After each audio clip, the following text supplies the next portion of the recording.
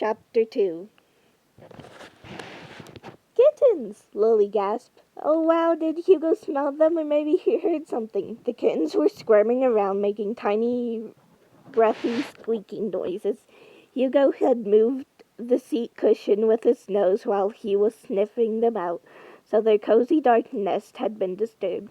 Now the big dog was staring down at the kittens with his ears pricked forward again. Dad had put a hand on his collar just in case. After all, Hugo really didn't like pixies, so it made sense that he wouldn't like the kittens either.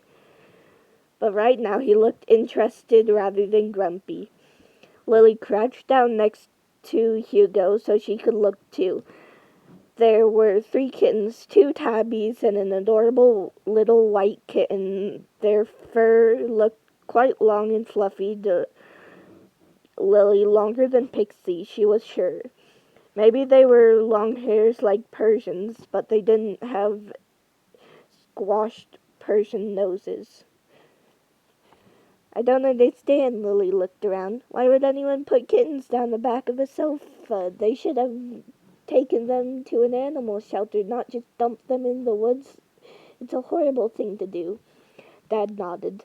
It is weird, unless, yes, that could be it. Maybe it was the mother cat. You mean she had her babies out here in the woods? Lily looked doubtful. Why would a cat want to have kittens in a grubby old sofa? Cats do pick funny places sometimes. Grandma's cat had a litter of kittens in her closet when she was a little girl. I remember her telling me. But why the woods instead of a home? Lily looked up at Dad anxiously. Maybe the mom doesn't have a home. Do you think she might be a stray? Could be, Dad agreed. He glanced around, peering through the trees. I wonder where she is. They look too small to be left alone for very long. Just then, the white kitten wriggled around and let out a squeaky little meow. Lily laughed delightfully. He was so cute with a tiny pink nose and blue eyes. Even though his eyes were open, Lily didn't think he could really see her. His eyes didn't seem to be focusing. He was weaving his head around, though, sniffing the air. Lily wondered if he could smell Hugo, or perhaps he was just upset that their mom was gone and their nest had been disturbed. If their eyes are open, that means they've got to be a few days old, doesn't it? Lily said, trying to think. She'd read somewhere that kittens were born with their eyes closed. I missed a picture last page, so I'll show you, but here's this one. And then here's this one. Okay, anyways. Yes, Dad nodded. I guess so, but I'm still pretty sure they need their mom. They're too young to be walking around. They're just squirming and wiggling on top of one another, aren't they? He looked around again. There's no sign of the mother cat. I wonder what we should do. Don't you think we should take them home, Dad? Lily said pleadingly. We can't leave them out here on their own, not when they're so little. They can't find any food for themselves, can they? Don't they still need their mom's milk? Dad shook his head. Their mom could just have gone looking for food. She might be back any minute. Or maybe she actually is around here somewhere, but she's too scared of us to come back to her kittens. I mean, no cat's going to walk up to Hugo. Hugo was still watching the kittens as though they were the best thing he'd seen in ages. He was following them with his nose as they clambered over one another, still squeaking. I think he likes them, Lily said, smiling. But then her smile faded.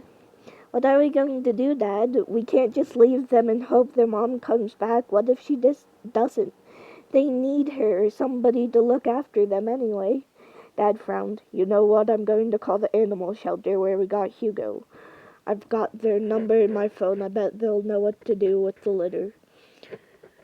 Lily nodded. That was definitely a good idea. The staff at the shelter must have to deal with abandoned kittens all the time. She listened as her dad called up and explained about the kittens. No, we haven't seen the mom at all. Do you think she won't come back while we're here? No, I guess not if she's a stray. So what do you think? Should we leave them? Oh no, Lily whispered to herself, looking over at the tiny kittens. The little white one had ended up underneath the other two now. Lily wanted to pick him up, but it couldn't be good for him to be squashed like that. Lily wanted to pick him up. It couldn't be good for him to be squashed like that. She breathed out a sigh of relief as he wiggled out and accidentally nudged Hugo's nose with his own. Hugo stepped back, surprised, and Lily giggled.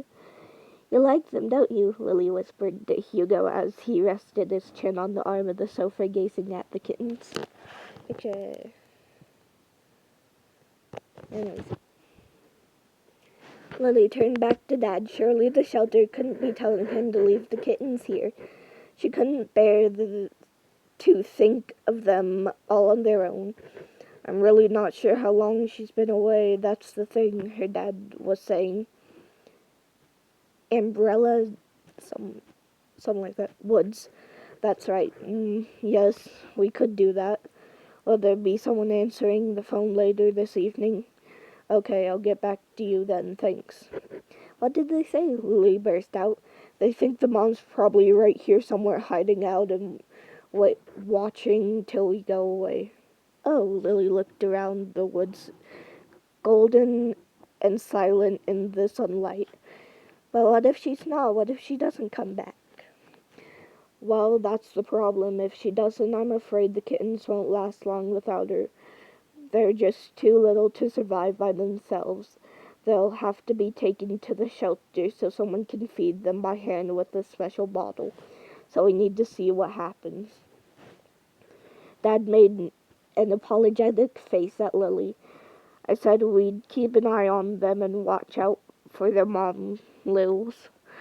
It might be a bit boring. The lady from the shelter said we needed to give the mother cat a few hours before we do anything like moving the kittens.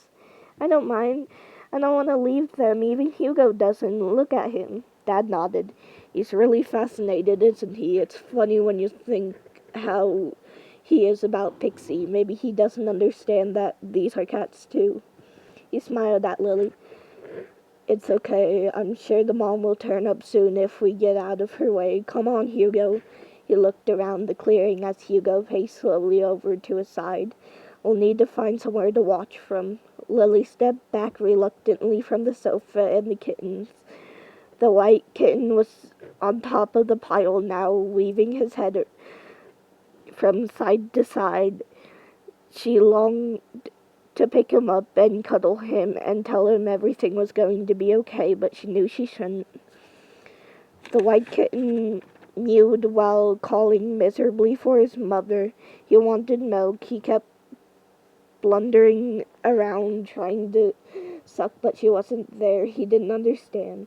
She had always been there to feed him before. She seemed to have been gone for so long, and he was so hungry. He hooked his tiny claws into the fabric at the back of the sofa and hauled himself up, sniffing the air, trying to find his mother. There was no warm, milky smell, but he could smell something else, something different. He mewed uncertainly and sniffed the air again. The smell seemed to have moved away. Confused and worn out by the effort, he nuzzled into the furry pile of other kittens and settled back to sleep. The end of chapter 2, so next time will be chapter 3.